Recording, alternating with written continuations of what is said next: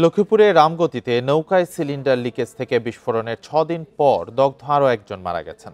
ফারুক হোসেন জাতীয় বার্ন ইনস্টিটিউটে চিকিৎসাধীন ছিলেন। বান্ডেল থাকলে প্রতি সেনমানিতে টাকা বাঁচবে।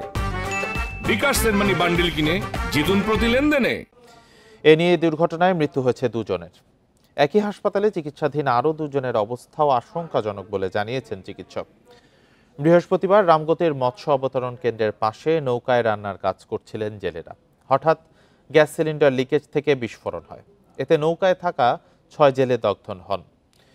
এদের উদ্ধার করে প্রথমে রামগতি উপজেলা স্বাস্থ্য কমপ্লেক্সে ভর্তি করা হয়। পরে অবস্থার অবনতি হওয়ায় ৪ জনকে জাতীয় বার্ন ইনস্টিটিউটে ভর্তি করা হয়।